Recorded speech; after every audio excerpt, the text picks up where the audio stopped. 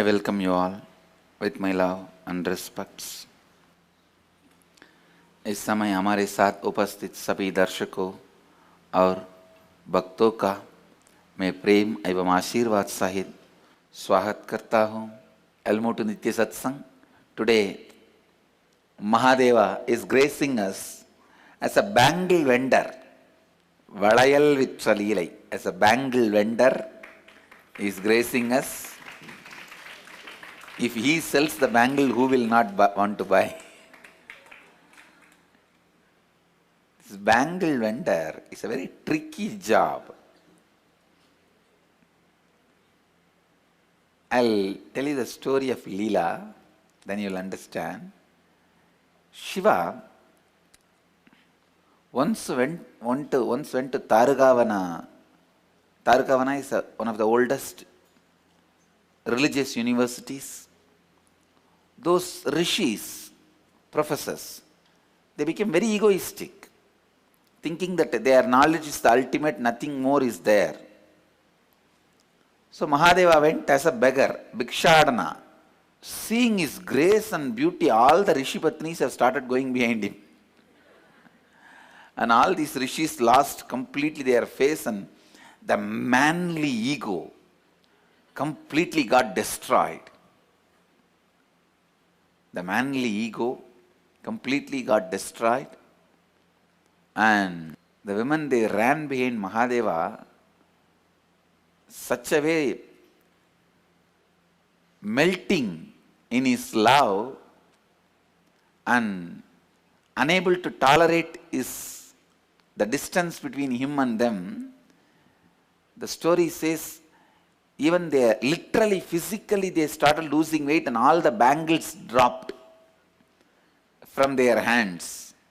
And the meghala, the hip belt dropped because they started becoming so lean, missing Mahadeva. So seeing this, all rishis got very angry and declared all their wives have lost chastity. And he cursed them, and the rishis cursed their wives, saying that you guys will be born in the merchant community in Madurai. And Rishi Patni said, all right, you do what you want, we will ask Mahadeva for remedy. Mahadeva says, all right, ask the same fellows who gave the curse. And Mahadeva revealed his identity and ordered the Tarugavana rishis to give the remedy. The rishis said, all right, and Shiva himself will come and put the bangles again for you guys. Then you will be liberated from the curse and come back. So Mahadeva comes down as a bangle vendor, and in the name of selling bangles and seeing the size, he puts the bangle for all those rishi patnis who have come down due to the curse of the rishis. Sundareshwara releases them from the curse. So, by the touch of Mahadeva, all those women, rishi patnis, got liberated and went back to their original space. This is the 32nd Leela of Mahadeva in that 64. What all he has to do to liberate people. He has to even sell energy beads to liberate people. Sometimes people call him businessman. That is okay. He has to do what he has to do, for which he has to do. Let's move to the next segment of the morning satsang. Today, subject for Nitya Satsang. I'll expand on some of the basic principles of mamakara, ahankara, anyakara, and Through this, I'll expand the subject stability. Because I gave a word yesterday, I'll speak on stability.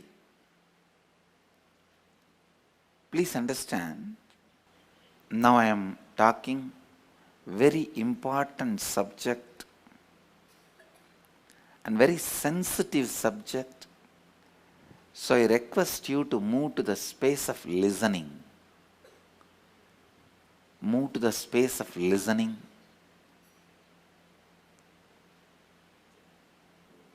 Why the Indian civilization is still alive even after thousands and thousands of years?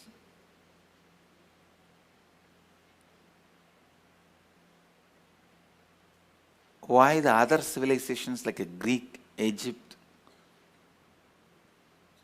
have died, and many other civilizations, African civilizations, they die and get created again? All of you need to know, non-controversially, this one truth is accepted by all historians. Indian civilization is the oldest civilization. No doubt about it. To create oldest civilization, to discover so many new things and offer it to society, something takes. What is that it takes? Listen. What is that it takes? Not because I am born and brought up in India. I am telling you the straightforward, simple facts. When British invaded India, India was the world's richest country. I can give you the list and list, tons and tons of material. Till 287 years before, Tanjavur temple was the tallest building in the world. Understand? For almost 703 years, unbroken record. Even now, that is the tallest granite building in the world. Understand? Tallest granite building, completely built out of granite. Largest granite building even now in the world is Tanjore temple, which is built when there was no machineries, literally hand carved. On the whole structure, every inch, the hands of the artisans have played. They use the tools which can be held by hands. No large size machineries, no automated tools, no MNC machineries. I was planning, somehow I wanted to build like that one granite tower. No, don't clap. Don't clap. I wanted to build. But the Sthabadis have finally given, it will take 1,200 crore to build now with all the machineries, and they are saying at least 15 years they want. Now there are machineries which will bring exact, complete, final shape itself. You don't need to put your hand at all on the stone. They will cut from the hill. The machines themselves will give the finishing touch, and the machineries will assemble it. We have machineries to do that huge work.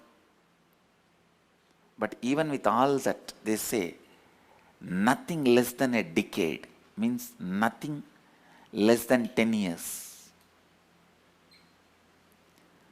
And Rajaraja completed the whole thing 2 days less than 5 years.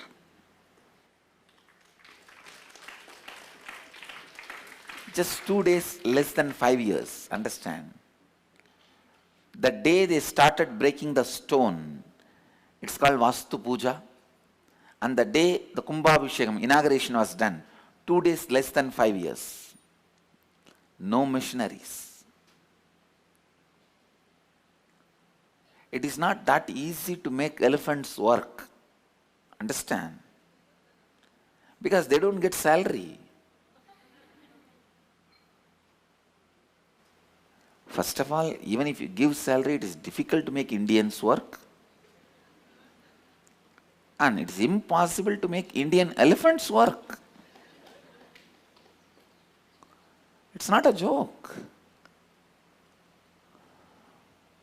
How? How such massive things are possible?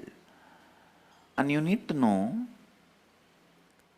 Rajaraja's one tower is not over. Immediately his son builds another one tower exactly like that, just to respect father, just few feet smaller. He says, I can cross my father's tower height, but I should not do. Just a respect. How so much can be done? And I tell you, still that carving, making deities, idols, that art, with so much of physical work without machineries. Maybe in next few days I'll give a tour to all you guys about our Sacred Art City. You can go and see. Everything is hand carved. How is it possible? Why will people do with so much of labor? How this civilization is able to do this? What you are seeing is a Tanjore temple, the world's largest granite building even now. World's largest granite structure even now. World's largest granite structure.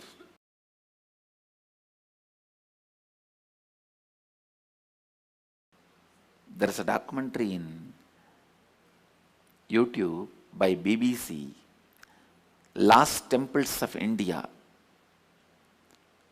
I sincerely recommend all of you to watch that watch that YouTube. How is it possible? You should know one more thing. If you go to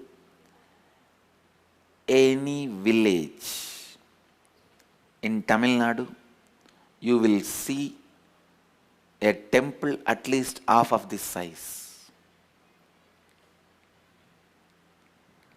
How is it possible?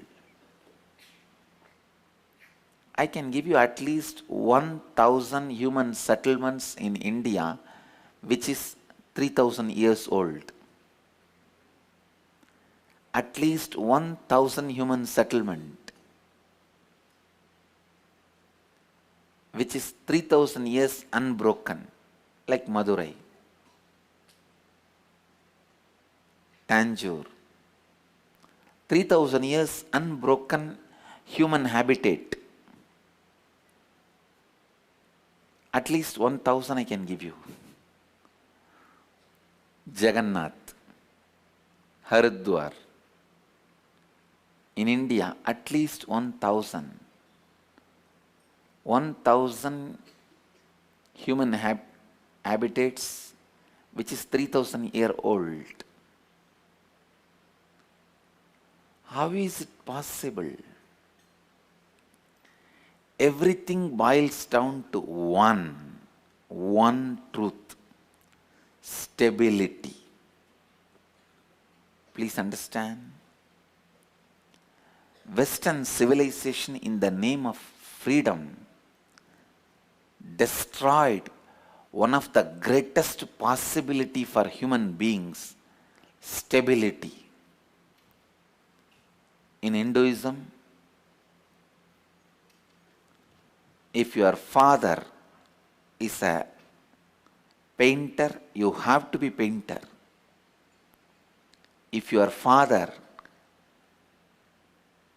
is an artist, carves the stone, you have to do that. If your father makes pots, you have to do it. Please listen, don't judge with your Western infected mind. It is so sad, even Indians have started believing you need to do your father's profession is a bondage. No.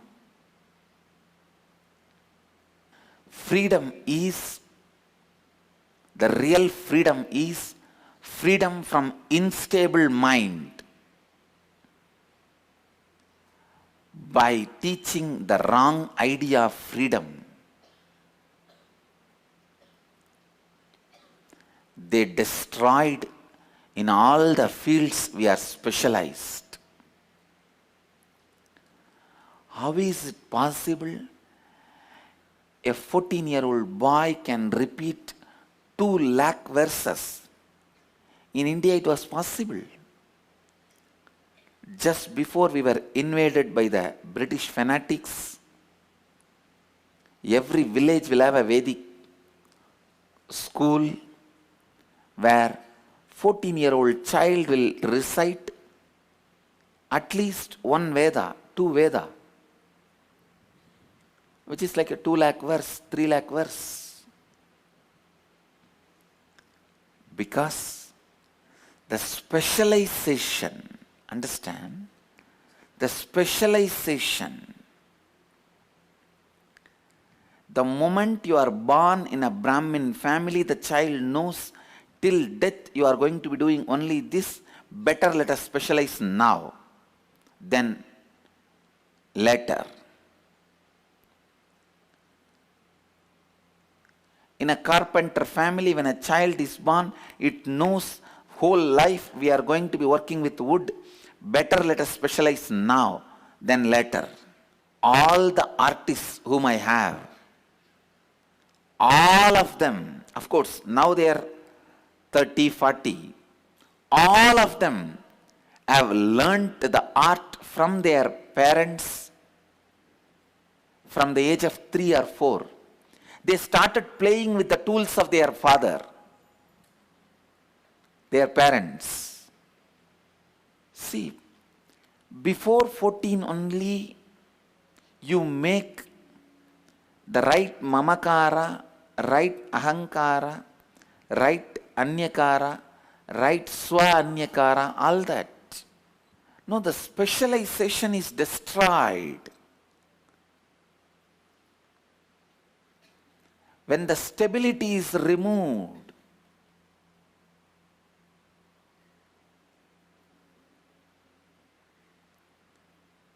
in every field, we had so much of specialization.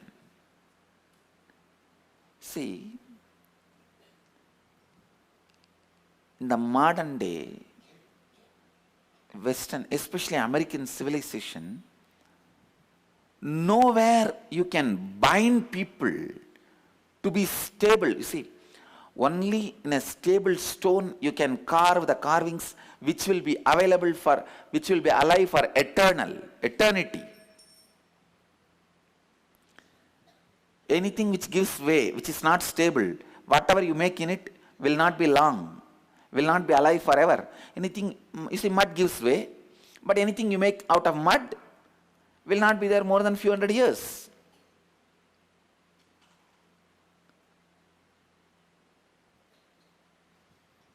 Anything which is stable, on that what you carve only will be alive forever.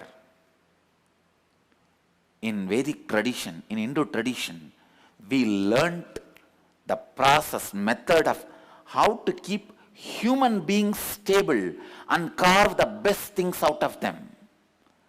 our community system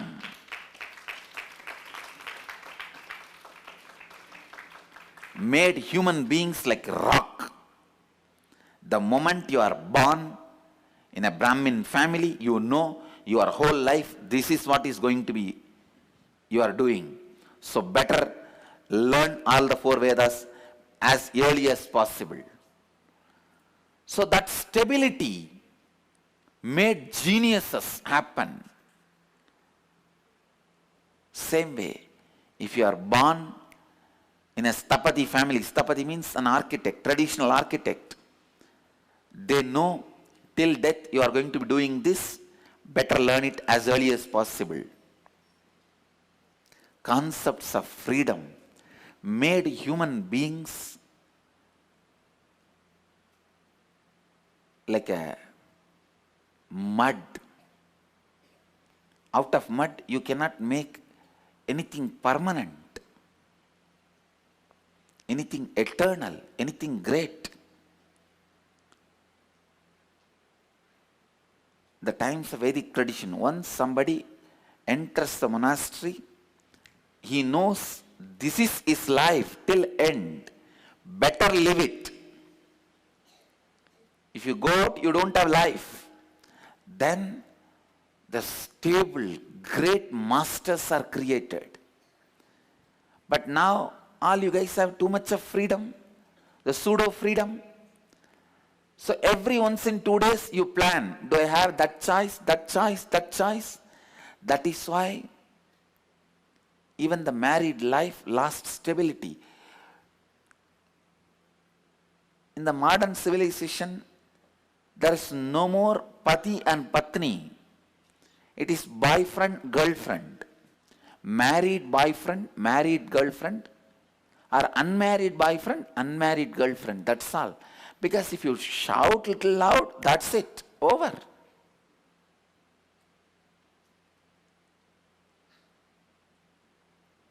Husband and wife both are always keeping one leg outside the house.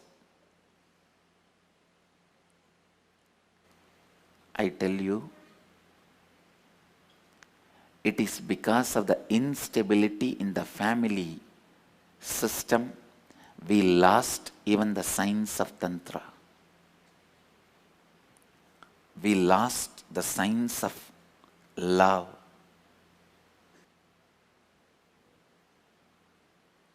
The instability brought in the name of freedom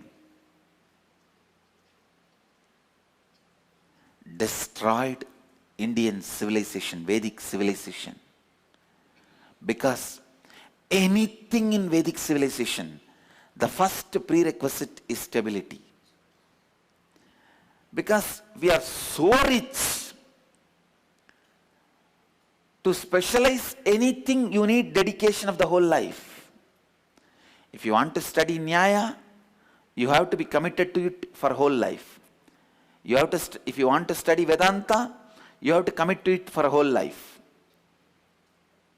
And there are some knowledge you can't even learn by committing to one life. Only if the generations commit, the 4th generation will master the skill. See, the knowledge of Siddha tradition, if the generations commit, only by 4th or 5th generation becomes a perfect doctor.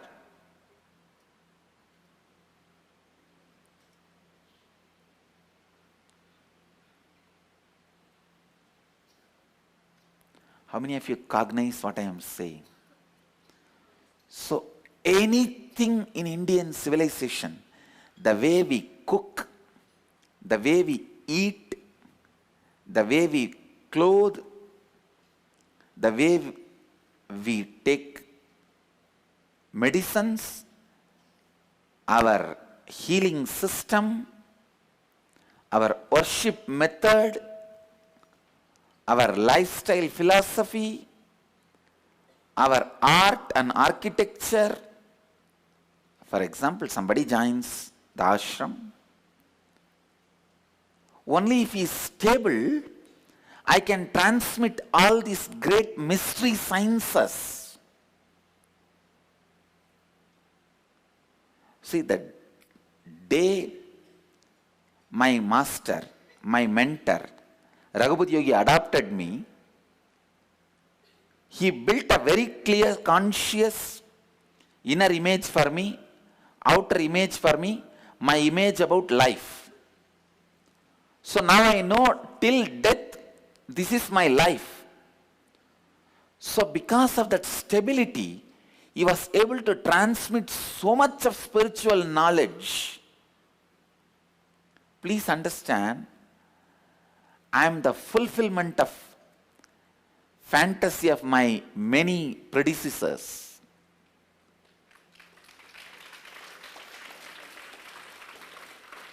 I am the result of many of my predecessors' hard work. I am the perfection of many of my predecessors' hard work. Raghupati Yogi is, I think, maybe 7th or 8th generation from the yogic traditions, yogic masters, the Nathapandi. It is called Nathapandi, the Natha Sampradaya, where they will make a big hole on the ear.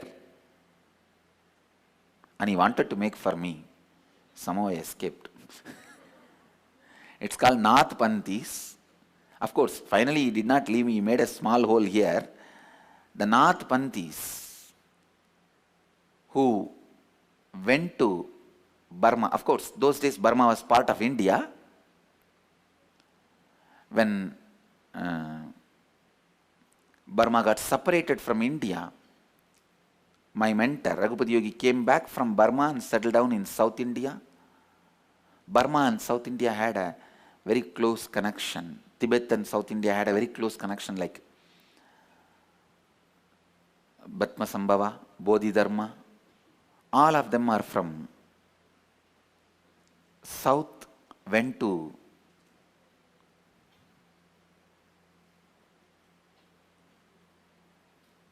Burma, Tibet and all those areas.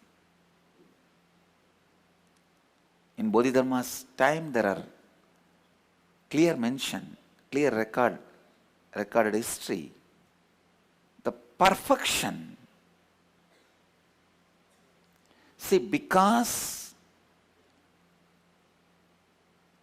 I gave that stability feeling to him, he was able to transmit the whole knowledge. And I am so happy. My parents were so strong, never allowed me the so-called pseudo-freedom. I feel, please understand, I feel so bad when I see some of my Gurukul kids' parents allow the so-called freedom of the kid and take their kid away. I feel, oh God, I am so grateful to my parents who did not do that. It is not that I did not come back to my mom and dad and complain about the torturous training I have to go through with both my mentors.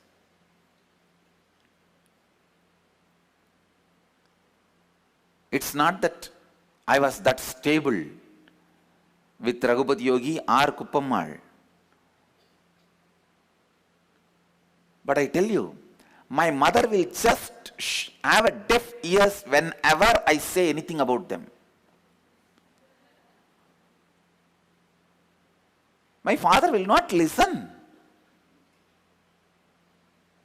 And he will say, hey Swami, today you will complain about them, tomorrow you will only be going and sitting with them. I am not coming in the drama.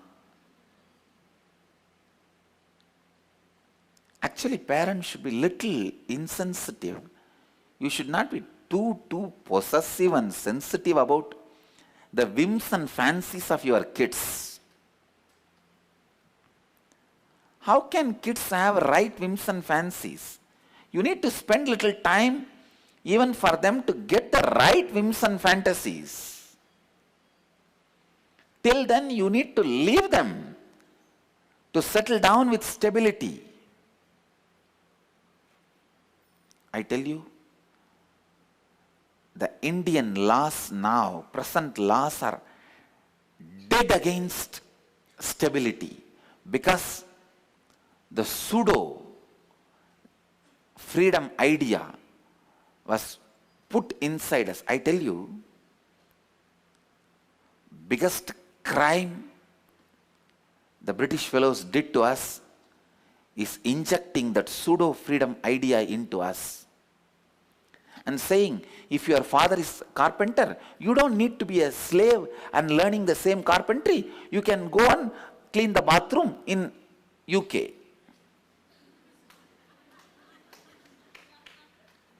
And you can go to Dubai and clean the shit of the camel.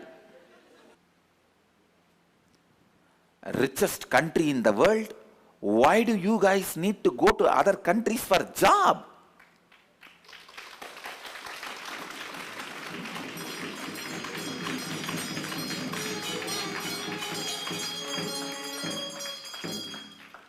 First, eating the shit of wrong ideas given by them. First of all, the idea of economic growth by them is wrong. No, really. Actually, I am already working. By the end of this year, I will be launching. I am going to create, just like ISI mark, the Hindu Dharma recognition mark to the companies which live the principles, the basic principles of Hindu Dharma. I am going to recognize. I will build this brand.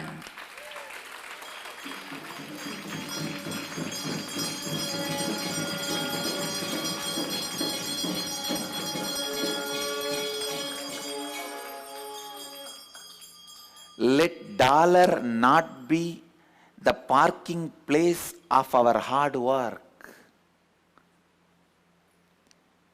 Your parking place is wrong. We always think dollar is the most stable place where we can park our hard work or what we swindled. Even the Indian politicians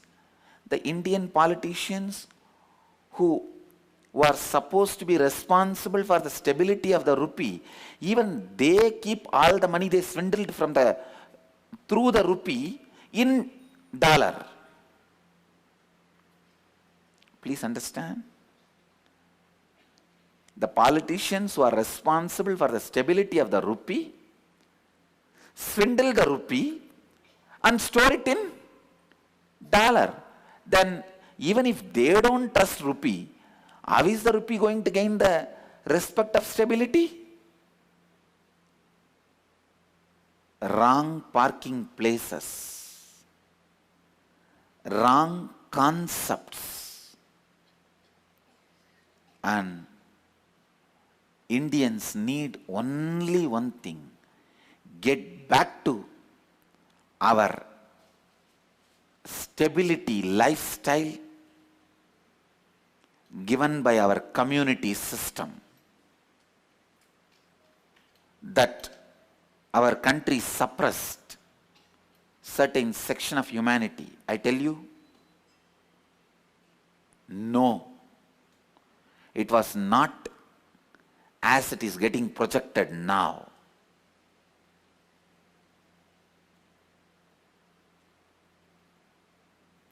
The exemption incidents are compiled and the documentaries are made as a history of India. In India, the so-called suppressed community was treated much better than blacks were treated in America or Europe. There was never massacre of Dalits in India. And Ambedkar is not the first guy to talk about Dalit freedom. There were millions.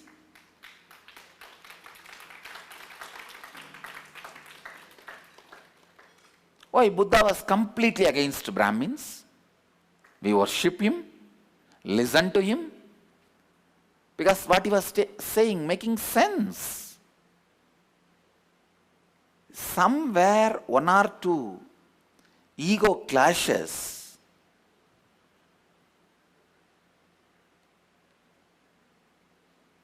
is shown as if suppression of one part of the civilization.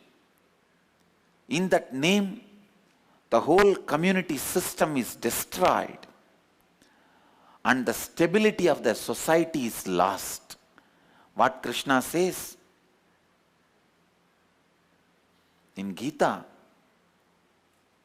when the communities get mixed, the civilization is lost. I stand by Krishna's words. I'll work to bring the stability of community system. When a boy is born in Kshatriya family, he should know politics is going to be his life. He has to learn that science from the age of 3. When a boy is born in a Brahmin family, he should know this spiritual knowledge, learning and spreading is going to be his life. Better he start learning the spiritual lifestyle philosophies from the age of 3. He is not going to be respected as a doctor or engineer and that idiotic software engineers and all the Brahmin software engineers. You fellows are responsible for all the degradation we are suffering.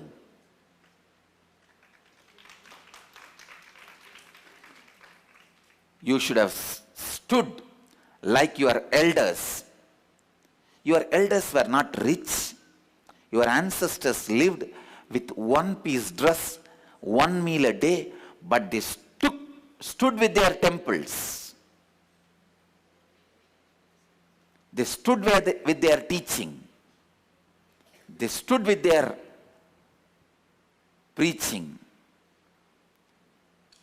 The stability, hats off to the stability of Dalits, Brahmins, Kshatriyas, Vaishyas of Vedic tradition.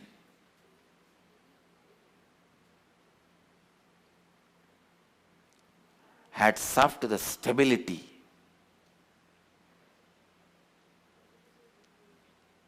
I know I cannot finish the subject of stability in one satsang. It is my heart I am opening. And I will continue in the next satsangs. I will be strongly promoting the community system, even though I am not a Brahmin. I wanted you to know.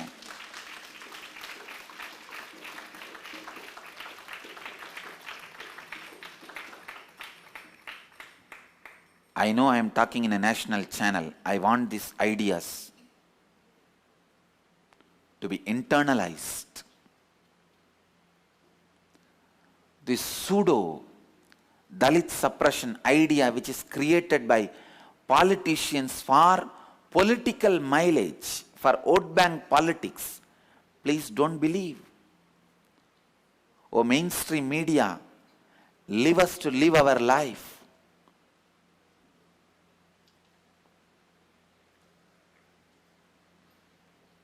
Get out of our country. Give us our country back, our peace back.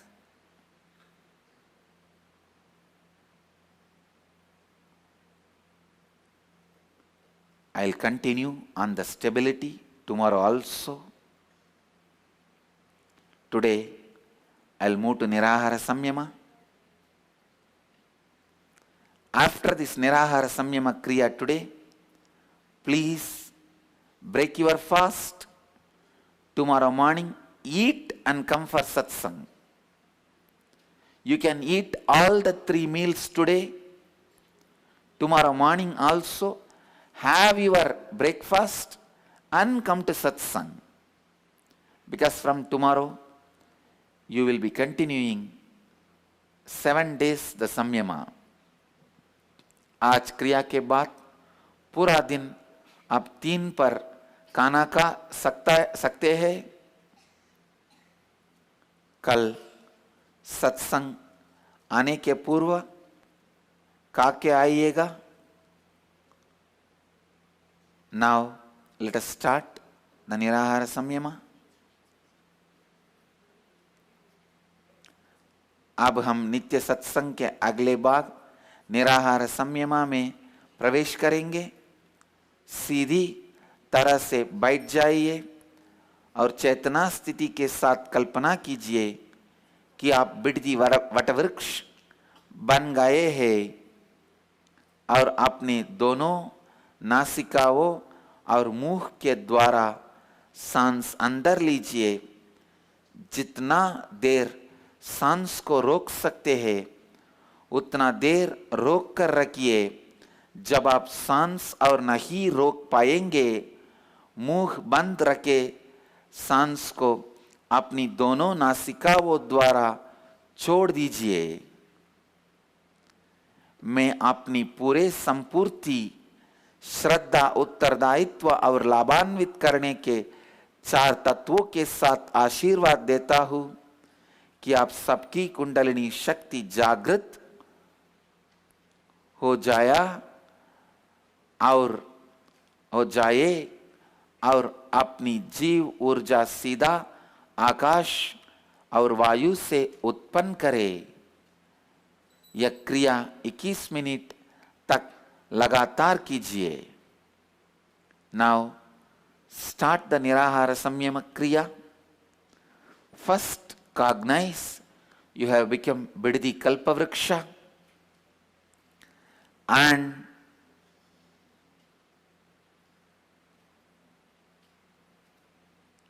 visualize you have become Biddi Kalpavriksha and do the kriya by inhaling through the mouth and both the nostrils, holding as long as you can by closing the nostrils and mouth. When you can't hold anymore, slowly exhale through the nostrils, keeping the mouth closed. Do this kriya continuously for 21 minutes. Please start the kriya. I bless you all with my integrity and authenticity and responsibility. Let you all experience the awakening of Kundalini and produce the energy directly from space. Live health, bliss and enlightenment. Namah Shivaya. Let you all achieve, experience, live, express, radiate, share and explode in eternal bliss. Nithyananda. Nithyananda Dhyanapitham, Nithyananda Nagar, off Mysore Road, Bidadi, Bengaluru. Phone 08027279999. www.nithyananda.org, www.youtube.com/Life Bliss Foundation.